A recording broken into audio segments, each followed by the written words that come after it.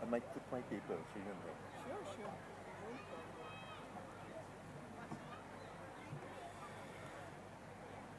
Some of the books. Oh, Barun? Another chair. We need another chair, right? That's what I was thinking. I can move when we come. We can move our chairs. Yours is stuck to the umbrella. You are Chhatrapati. Okay, the umbrella might crash. That's the ending.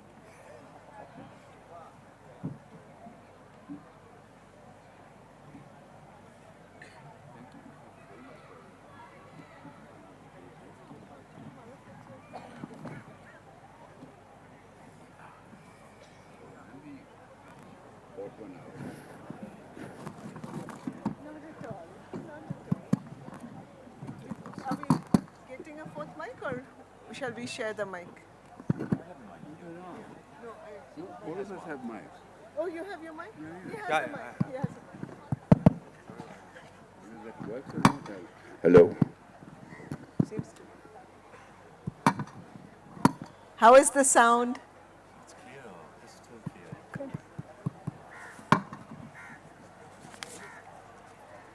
So here we are on the 26th of January in Victoria Memorial, which incidentally is the now 101-year-old Victoria Memorial, opened to public in 1921. And here we have this very exciting, important, and innovative session on biographies.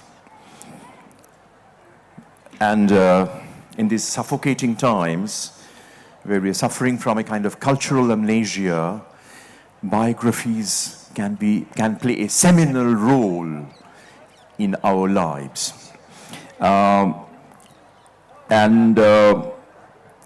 Many of us are used to reading biographies. We have here with us Akshaya Mukul, who is very well known for his book, Gita Press and the Making of Hindu India. And he has written a biography of Agyeya, the distinguished Hindi poet, and Barun, Chanda, the favorite actor of many of us, has written his version of Satyajit Ray, whatever he has seen. And we have Chitra Banerjee Divakaruni writing a biographical novel called The Last Queen. Very important books, biographies all, but very different from each other. That's very exciting. There can be many kinds of biographies. Even autobiography is a biography of yourself, but it's still a biography. But they're all different in many ways. We just have about 1 hour, so we shall try our best to bring out the characteristics of these works. Once again, let me name the books. The Last Queen by Chitra Banerjee Divakaruni. The man, Satyajit Ray, the man who knew too much. The title is lethal, taken from a Hitchcock film. The Man Who Knew Too Much. Couldn't have been a more appropriate title.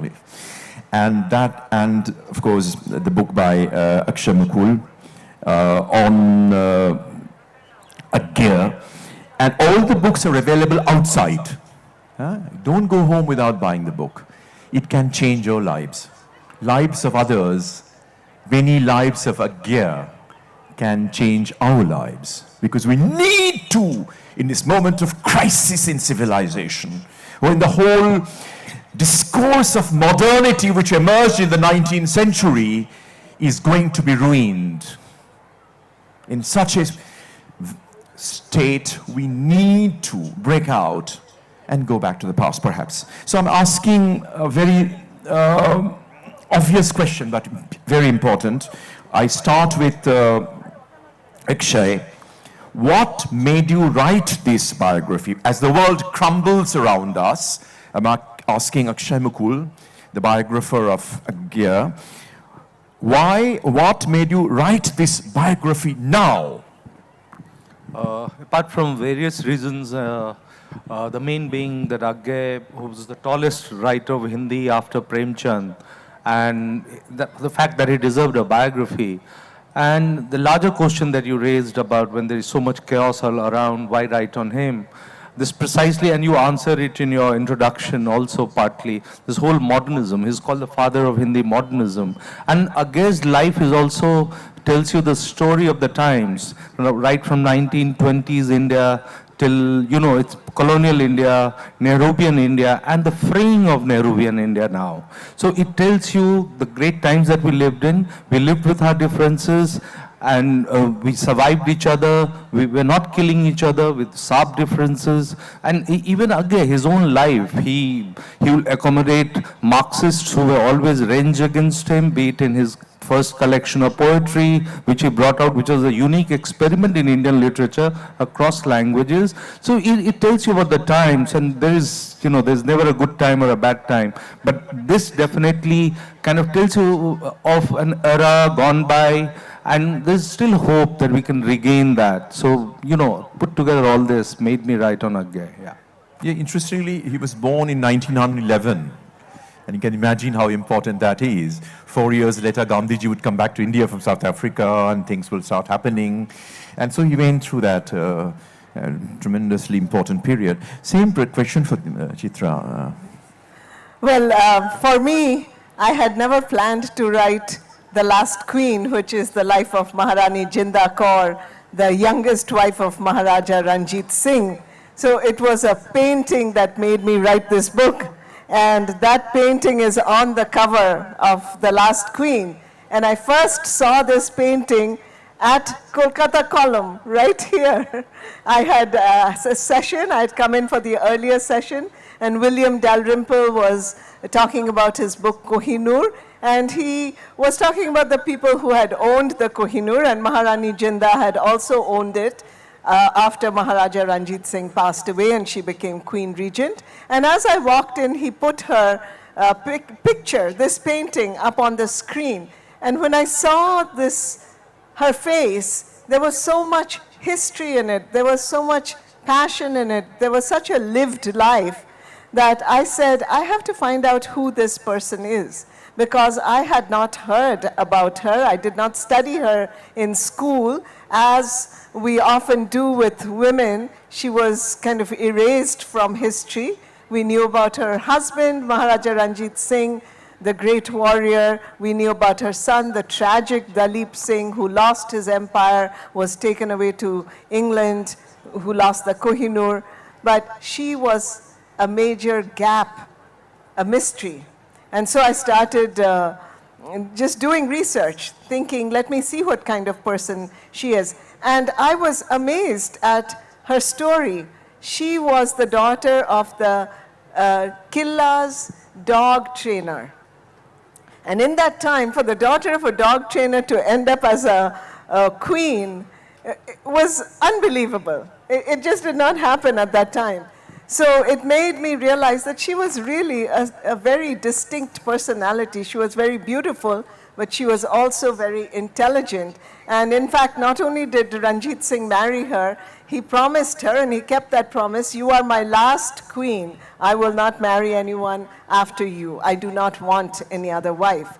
And what was amazing about her is that as she lived with Maharaja Ranjit Singh, she learned a lot of statecraft from him. And then when she took over the kingdom, she was very unusual for her time.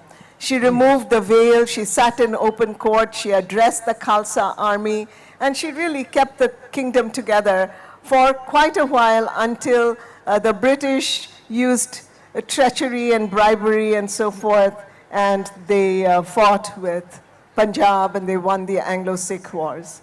So I felt that this was a woman forgotten by history, but we have so much to learn from her. Even after she's imprisoned by the British, she never loses her spirit. So how to behave in the midst of calamity, how to hold on, and how to not give up. I learned that lesson from Maharani Jinda, and I just wanted to share it with everyone in this book. Yes, very important for us because Agyeya is important. We ought to know much more about him. One of the major pillars of Hindi literature after Premchand, who won all the awards in the country, won the Gyanpit in 70s, and went through different phases, different facets.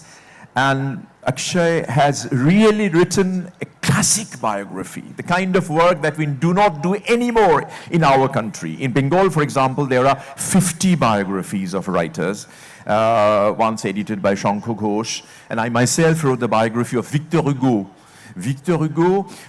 Hugo, as I say in English, but I know that it's so much work, and I didn't dare to do that. Those of you who read Michael Holroyd's biography of Bernard Shaw, or Lyndall Gordon's biography of Virginia Woolf, or Peter Ackroyd's biography, know the kind of labor they have put into it. It's unbelievable. And Agyeya has done that work.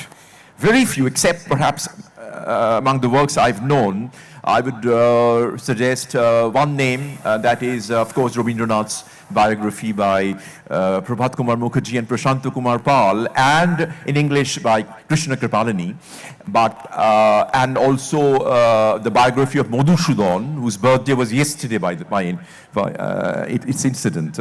Very incidentally, it was his biography yesterday. So was Virginia Woolf's yesterday. And so it's so important that Rani Jindan is here today, speaking in first person through the voice of Chitra Banerjee Divakaruni. Now, to come back again to the first question, we'll go into detail. I will ask Borunda the same question, because you did your major film in 1970 and was widely admired, did other films, but then in this phase of your life, you once again turn to Ray, and it's a very perceptive book. Why did you decide to do this? Difficult question. Because I suppose why I didn't write this book earlier was because I thought that, oh my God, I mean, so many people have written so many books on Ray. I don't want to add more to this. But there were publishers who were sort of eager that I bring out my version. So, but I didn't quite feel like.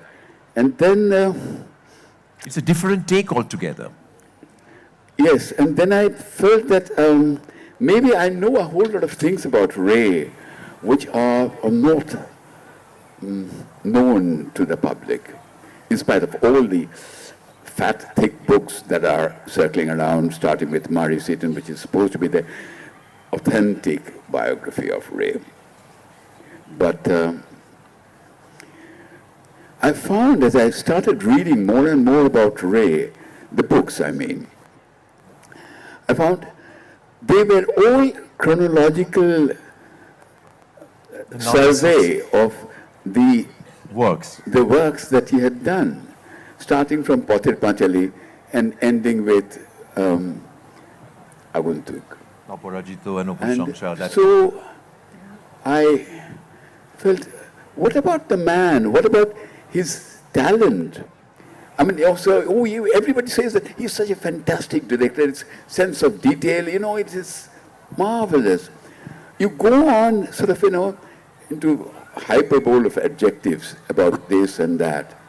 Nobody in these works bothered to, develop chapters on them and go into a depth of, or an analysis of what it involved.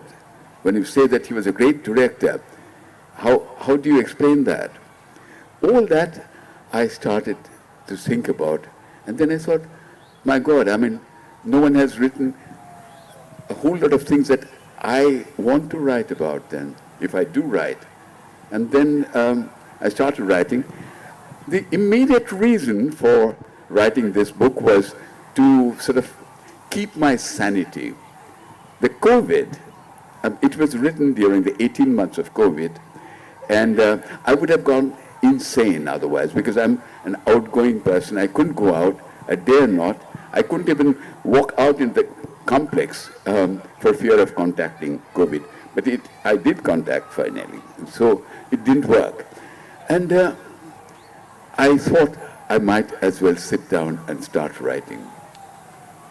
That's the immediate reason. Thank you.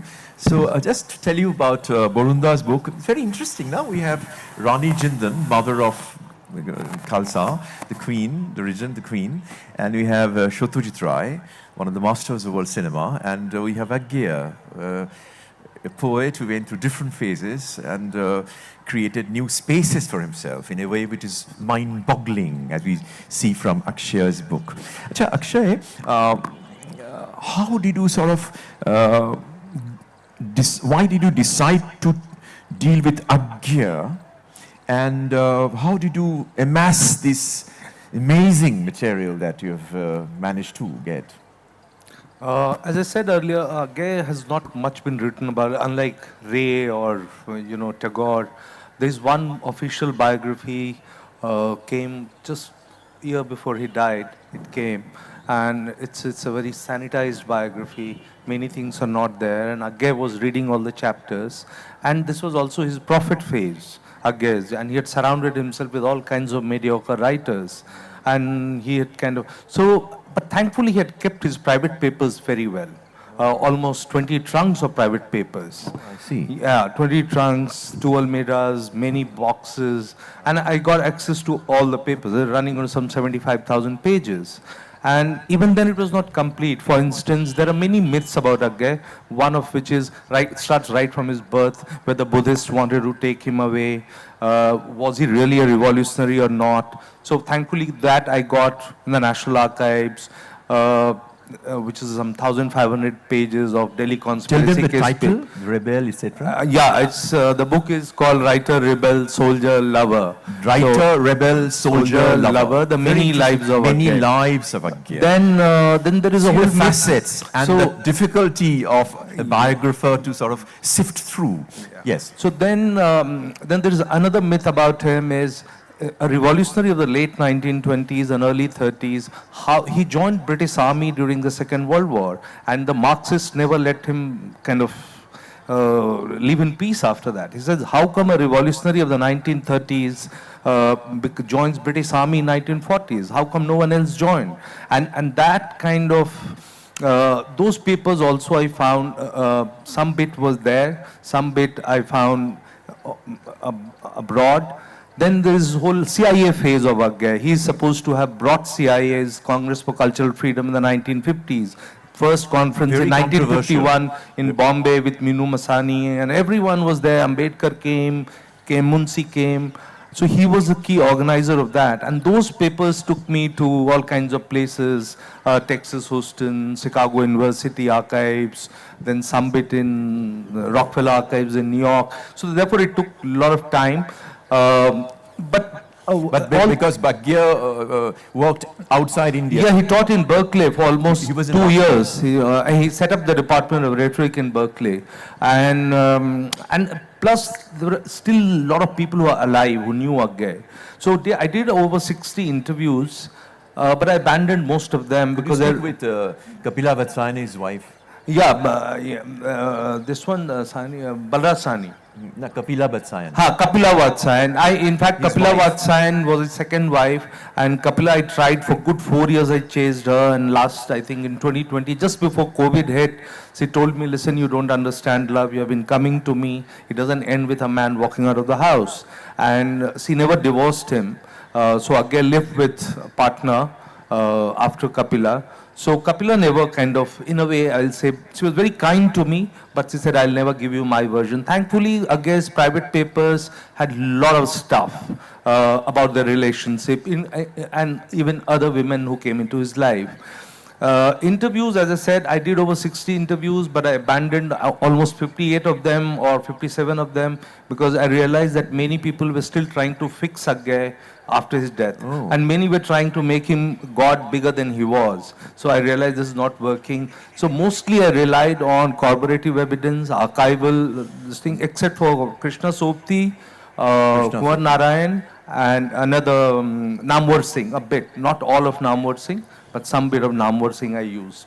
But mostly it's archival. Could you sort of get hold of his correspondence, which is very Yeah, it's full of his correspondence, everything, including his long Calcutta phase. He came to Calcutta, he must have been in his late 20s to edit Vishal Bharat, run by Ramanand Chatterjee, who ran Pravas. And this is also a phase when he gets very, Tagore is a lasting influence of Tagore in Agyeya and his early phase. For a long, long time, he translated Gora in Hindi. He translated Gora into Hindi. And his weekends were spent in Shanti Niketan with Hazari Prasad Dwivedi, everyone. Later on, he was great friends with Ratindranath. Although there is no evidence, but he has written about meeting Tagore a couple of times. So this is all happening in the kind of second half of the 1930s, and Calcutta stepped him in a big, big way. And he was part of this. There was this club, kind of some kind of intellectual group which will meet on the weekends, and they will fight and they will argue. So Calcutta was a great period of Bengali poetry. Don't forget. So, and Buddhadev, and he kept in touch with some of them because in the late 50s, when a big conference of writers happened by a group in Allahabad called Parimal, he had called, Agyeya was the kind of a brain behind this meeting, and he had called a lot of Bengali writers, Narendra Dev and various Sankar. Many of them went there and attended that. And he kept in touch with them. But later on, with the contemporaries, like as you were asking about Asa Purna and others, there is not, or even Mahashweta Devi, there is not much of correspondence with him. But yeah, Calcutta shaped him in a big way. Bengal shaped him in a big way. I'll come back to him. Chitra, that's very important, an aspect which all of you should know. We are aware of our novels and works. The Forest of Enchantments was a huge success, extremely readable, the first virtue of any work of literature. And she referred to Dalrymple and the picture.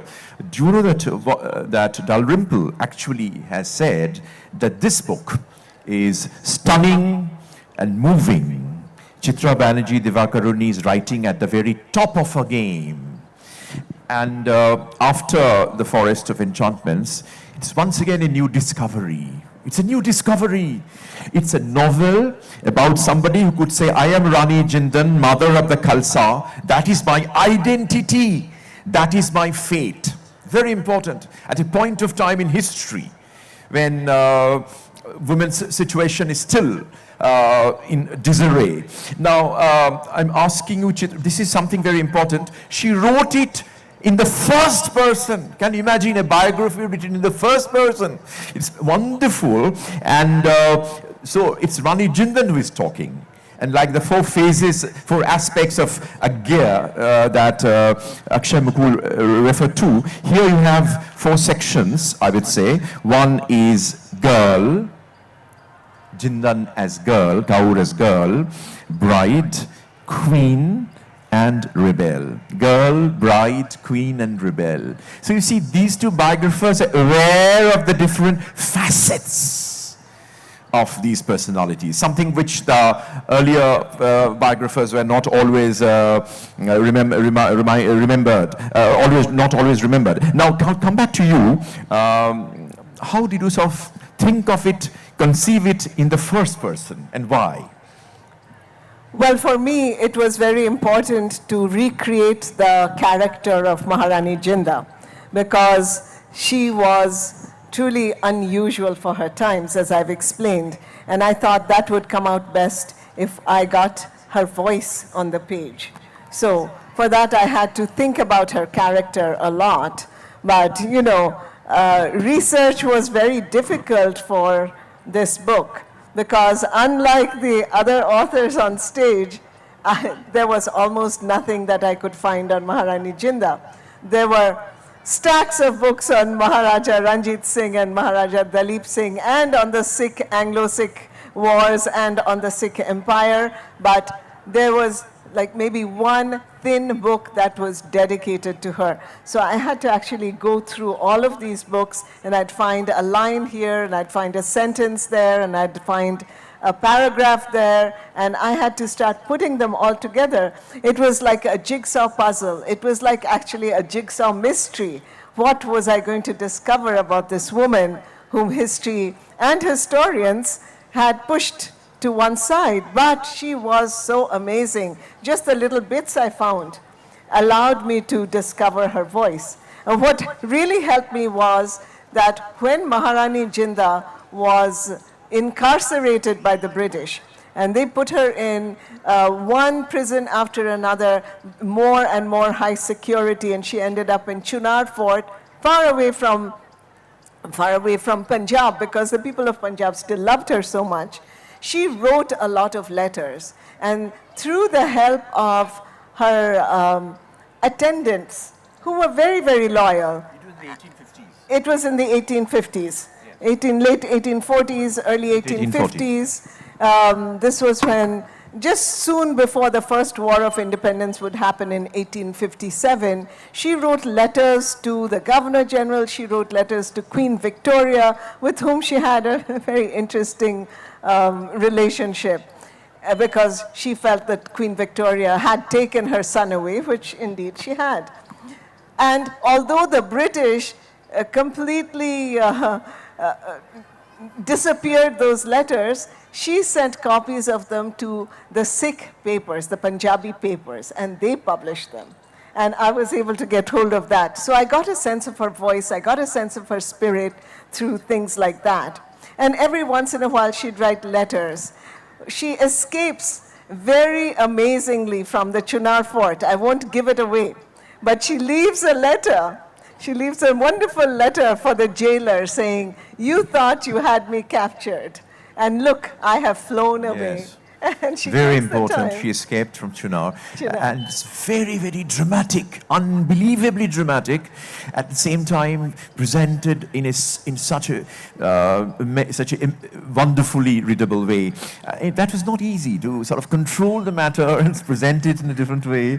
And why did you choose this beautiful subtitle? For example, I'm just giving you the chapter pattern.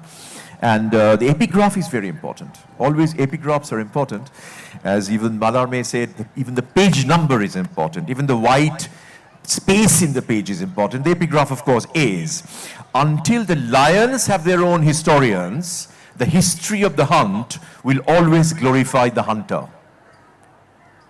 And that is one of my favorite writers, Chinmoy Guha. Chinmoy Guha. And that is so true for Maharani Jinda, and in fact, all of our Indian history from colonial times, right? Yes. It was written by the British, it was interpreted by the British, and let's put it how it is. Many lies were told to us that we grew up believing because there was no alternate truthful version by the people whose history it was. It is so important for us, the people whose history is being written, to be able to tell our own story. And that's what I was attempting to do over here. So one other source that ended up being very wonderful. So when Maharaja Dalip Singh, as a little boy, is taken away from his mother, he is put in the At the charge. age of 9, I think. At the age of 9, even earlier. She's imprisoned even before that.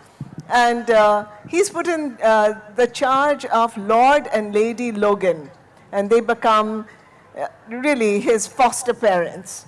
And Lady Logan, I discovered to my great delight, was an addictive writer of diaries.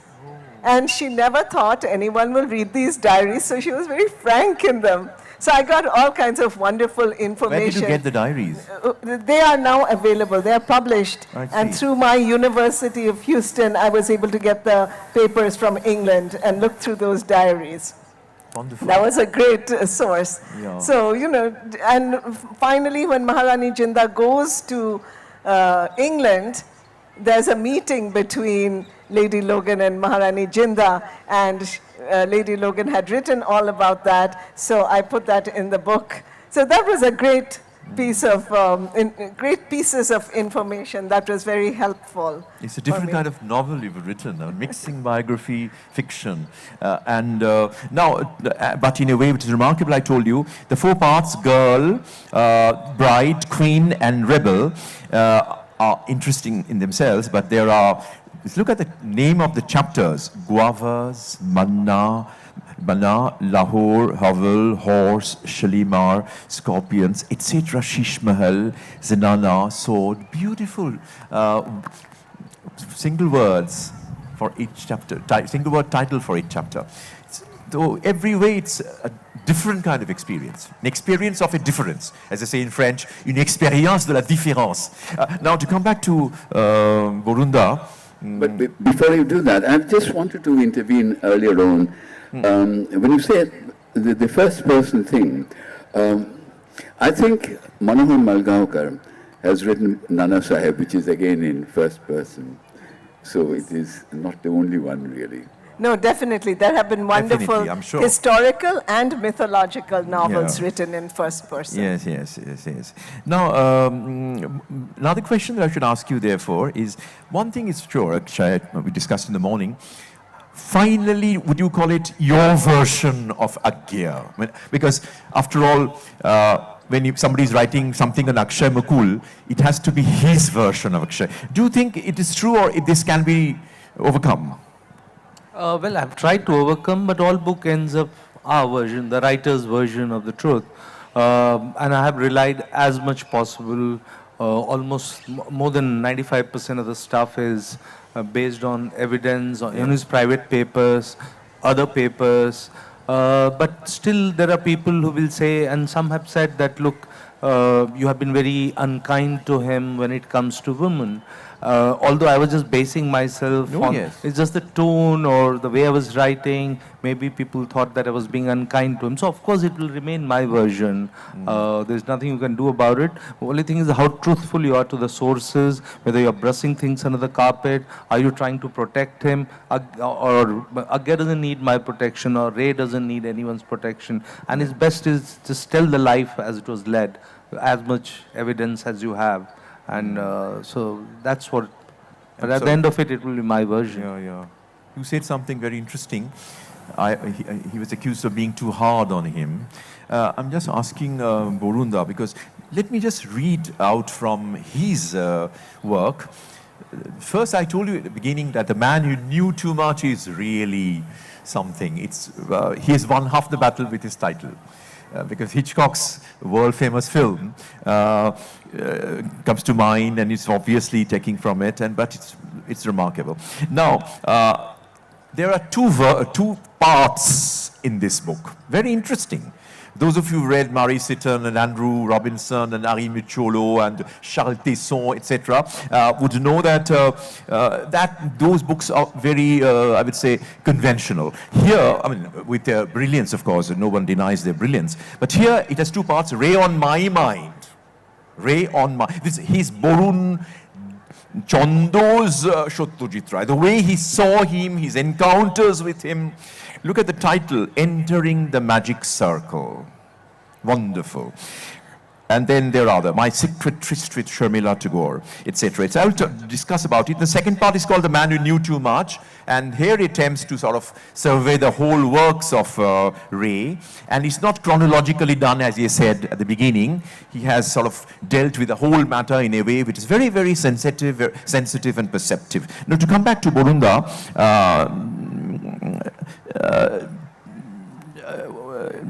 tell us about the division you had in mind when you started the book, and how did you begin your work? Was the second part an afterthought? Yes, to a great extent. What I had in mind was what the publishers were looking for. They were looking for my interactions with Ray and all the anecdotes I knew about him and all that, blah, blah, blah, blah, blah. But after I started writing the first part, which is my equations with Ray, I realized there was much more to it than just my meetings and my experience of working with Ray. There was much more to it. And I realized there has to be a second part, which is my attempt to sort of assess the man's genius the way perhaps nobody else has viewed it. And the second part is all about that. People talk about Ray's genius. They say, oh, his sense of music was marvelous. His sense of editing was marvelous. But nobody ever bothered to write chapters. What about his scripting?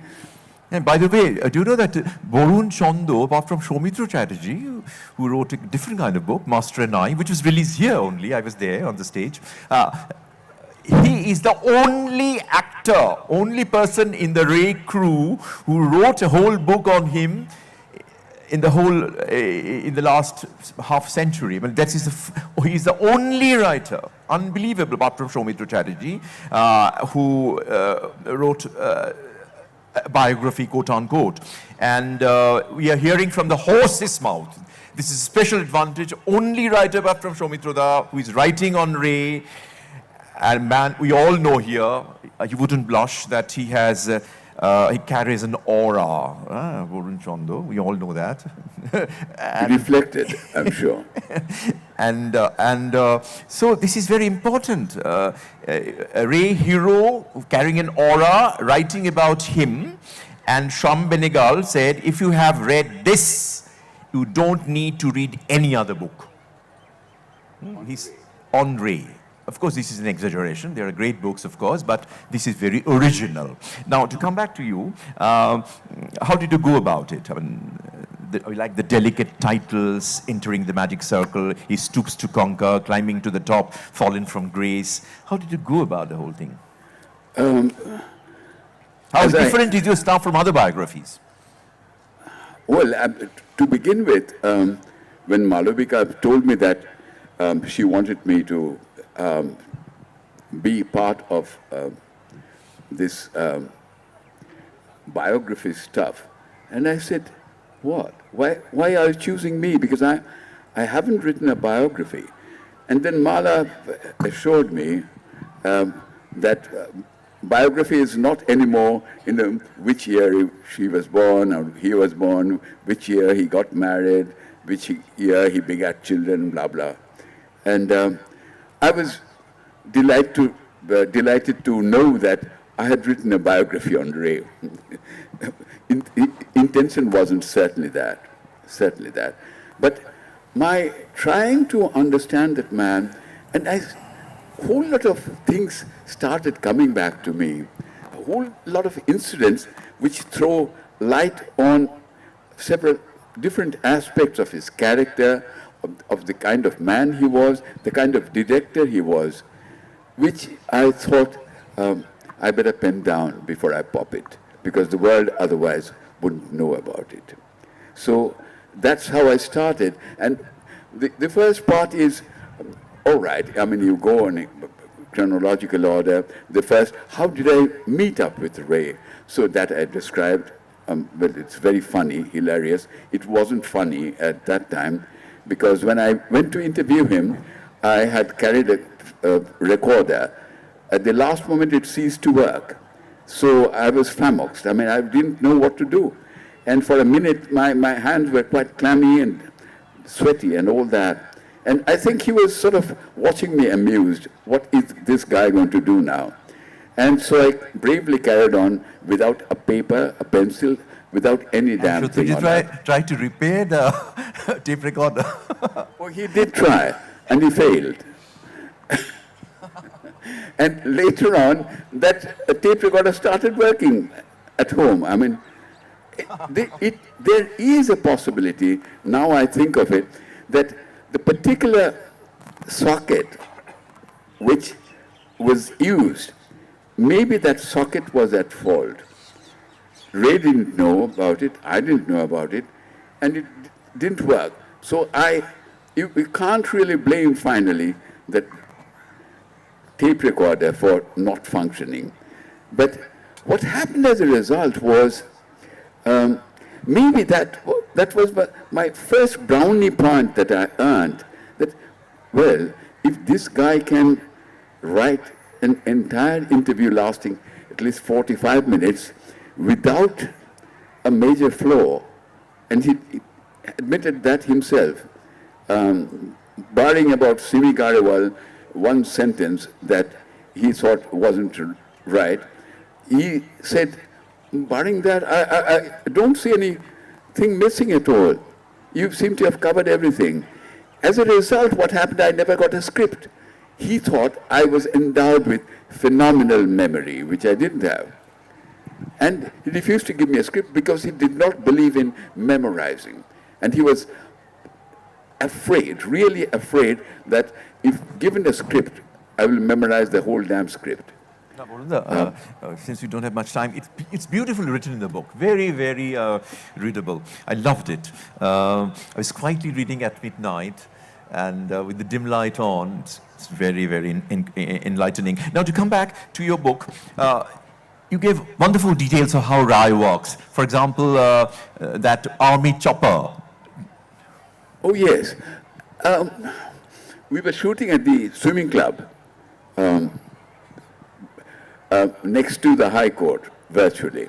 And it was very much a domain of the Sahibs.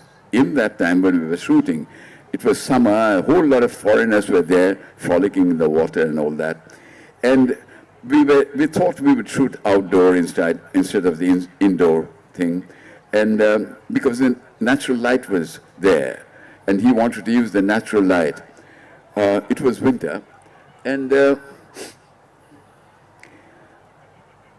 when we were about to start shooting, lights were on, everything was working out, and there was a chopper, an army chopper, high up in the sky, going around, blah, blah, blah, blah, blah, blah, blah, blah, blah, blah, blah, blah, blah, blah, blah, blah. He looked up once and forgot about it. And then he perhaps thought that it would go away. He didn't want the sound to sort of, because those were proper takes. He would use the soundtrack. And, but the chopper did not leave. It came down. Furthermore, probably they wanted to see, they'd seen a whole lot of girls in swimming trunks. Maybe they wanted to have a better look. The moment they came down a little more, he shifted the camera up, right up, covering the chopper, and then he brought it down, panned it down the camera to the High Court, the steeple of the High Court, and then he came down to the actual shooting area. Absolutely last moment decision. Oh, this there. Let me try and capture it. Incredible. Yes, incredible. Absolutely last minute. Yes, yes. To come back to Chitra, is it true that something he said just now, I quoted during our discussion in the morning, Lytton Strachey, who wrote so much on biographies, said, discretion is not the best part of the biography. Discretion is not the best part of the biography. What do you think of it? Can you be indiscreet at times? If you are not, it's not a complete picture of the person. Were you ever hard on Maharani Jindan? Yeah, I think it is very important to tell the truth. Otherwise, there is no power in the writing. And fiction tells its own truth. Fiction is very truthful through the use of amazing imaginative devices. So that's what I was trying to do with Maharani Jinda. And I had a problem because the British had blackened her character hugely. They had called her the Messalina of the Punjab in order to make the people, to turn the people of Punjab against her. They had set out all these stories, printed stories, pamphlets being passed all over cities saying that she was sleeping with everyone in the court.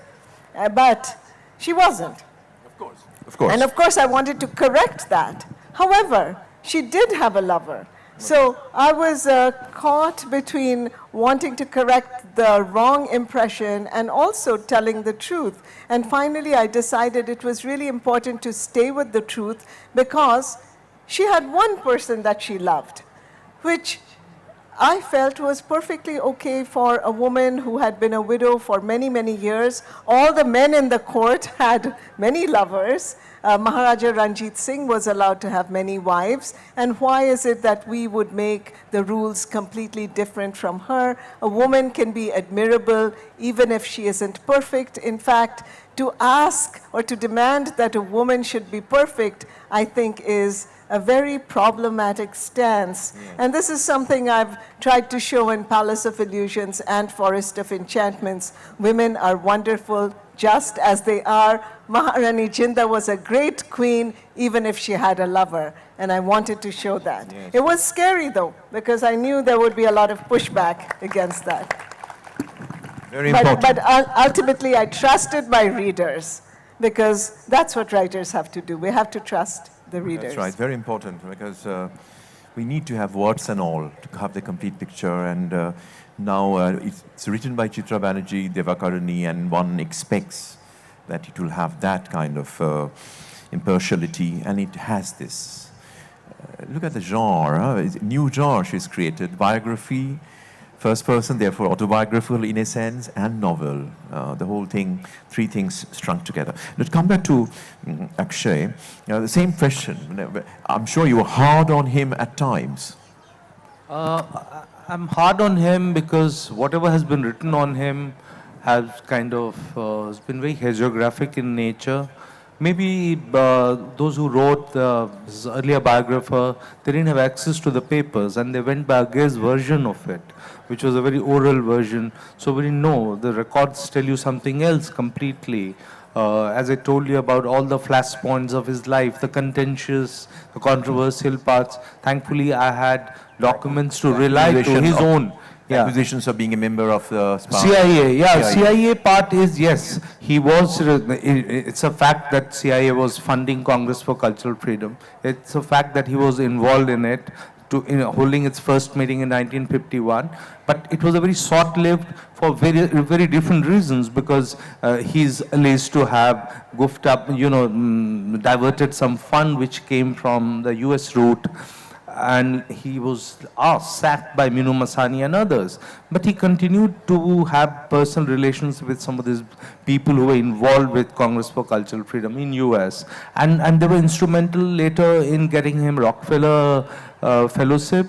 They were instrumental to some extent even getting him to Berkeley, and before that, when Wisconsin was setting up the first South Asia department, one of the largest in US, they were picking up his brain, who to hire, who not to hire. So that association continued for long, and he tried to, which became very Agyeya way of dealing with it, is with silence. Except for one interview where someone asked him about the CIA thing, he said it was very momentary, and nobody, frankly, to be fair to all of them, at that time it was not clear. It's only in 1967 when New York Times did a series of reports saying how it's a CIA operative throughout. In India, we had Quest magazine from Bombay, which was entirely funded by them.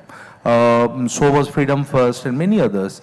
So that time it was not, they didn't know. Even Jayaprakash Narayan's name came up, he explained what had gone wrong. But later on also, again, didn't dabble, didn't kind of engage with it too much. He said, yeah, I was there for some time, and I said, that doesn't, and he called himself a first free thinker. I call him Hindi world's first free thinker.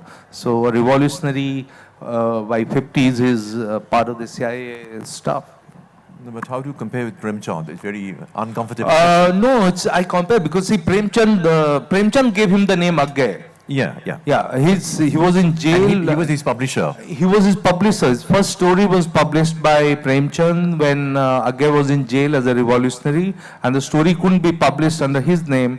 And another Hindi big writer called Janendra Kumar, Premchand asked him, who is the author? He says Agyeya, and that's how the name got stuck. It's called Unknowable. So he already had a big name, but then this Agyeya he kind of didn't like it, but it was there for life. So I will compare him in the sense, it's Premchand's era ends, and this whole, individualistic, very psychoanalytical novels, poetry, everything changed. So it's a kind of, a new era of modernism starts. And he always looked up to Premchand. In fact, one of the last interview Premchand gave, and he was asked who are the big writers, young writers one should keep an eye on, and he mentions Agyeya also, which sometime in the 30s it came. Okay. No, because he was working with others, for example, like say Sumitra Nandan Pant, Mahadevi Verma, Makhanlal Chaturvedi, Amrita Pritham. We discussed in the morning, you did not refer to Gulzar. Gulzar is a very different generation, and yes, that's my point. By the time Gulzar was coming up, and there's this whole Hindi world is also very very petty, and it's always kind of seen anyone coming from the film world that work extra hard to be recognized as part of Hindi literature world, So that what could have happened, but they never met. I doubt if they ever met. Yeah. No, sorry. It was just a question which may not have been relevant for you. Just to come back to Borunda once again, he has done something extraordinary. In this book, there are beautiful touches, of course, which are very important for the film goer. It opens their eyes. Apart from the chopper incident, he noticed this. He is the first writer, believe me, the first writer. I've read almost everything on earth on Ray. Almost in all the languages. And I assure you that he's the first writer who went to his library and saw the books that he read. It's very exciting. Buñuel, there was Kurosawa, there was, what do you think of that? How did it occur to you? You see, earlier on, one used to when he was alive and we used to visit he sat in the library. So he had books all around him. It's about 6 feet, 7 feet tall shelves, all stacked with books. And I picked up a couple of ones and, oh, this is lovely, that is lovely. I borrowed a couple of books, read them and gave them back. I thought that when I write this, maybe, it came as a last minute thought that I should end with the library, because that's where it all started. I first met him, and I asked Babu, can I visit the library? He said, Troxa, yes, sure. And he switched on the light, and he left. And the bust of Beethoven on the piano. And I could almost see the ghost of Ray, the empty chair, the closed shutters, the bare room, nobody there. And I turned around, I turned left, there was this cottage piano, there was this bust of Beethoven, white bust, which used to be there. And I almost felt that there was a kind of benediction when he composed his music on the cottage piano. Was there a kind of benediction from... I just couldn't believe this, but it haunted, and I walked very carefully. I didn't want to disturb anyone or anything in that room. And I sat there. The first day I was there for about 3-4 hours, then the second day and the third day, and I realized I could spend a lifetime there, absolutely, and not feel bored. I really don't know if Ray managed to read all of them, but he must have gone through. He wouldn't have... You said that there was a biography of Marlon Brando you wrote. Yes, that also. A whole lot of... And Bergman's autobiography. He was gregarious. I mean, there were books of painting, books on this, books on that, literature, Bengali old early literature, rare books, one shelf. I mean, they were now at proper almirah, sort of glassed and... Well, remember that scene in Orone Dinra, 3 days and nights in the forest, when Soumitra Chatterjee goes to Shoumila Tagore's room and looks at the books and says, "Tomak apnake tik bojha gelo na." So very important. Tell me what you read and I'll tell you who you are. So he went, for the first time, Varunda went to somebody's library and jotted down the names of the books. Now to come back, because we don't have time, yeah.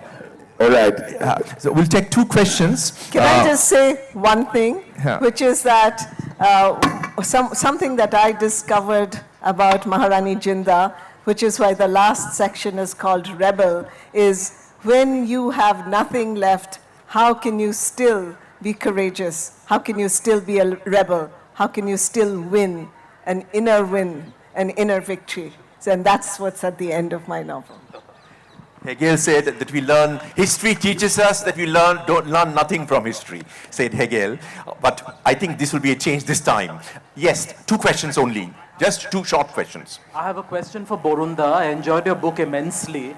I was wondering, at one place you mentioned that Ray was a painfully introverted child, and he retained what we would now recognize as social anxiety well into his adulthood. But on the other hand, he was an incredibly composed speaker.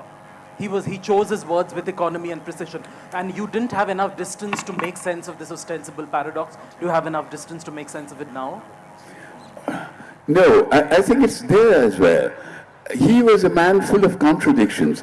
Earlier on, he was a painfully shy person. He wouldn't attend the prize distribution in his school because he was too shy to attend in case he had won a prize and they would call him up to the stage to collect it and speak a few words, which is why he never showed up on the prize distribution day.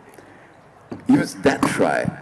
And even after he had made the 3rd film, on the 3rd film, he was too shy to say, there are 2 basic things all directors have, action and cut. He was too shy to say even that. And those days the negatives were very expensive. And Bongshi Chandra would sort of elbow him, nudge him, say cut, say, Manik, say cut. And then say, yes, cut. Like that. And that man, after he won the award, the best humanitarian film, and all the awards and the applause started coming in, he started speaking and he said, I don't know how, but my shyness went. I mean, when I speak now, I speak with total authority and calmness. I don't think we have time for another question.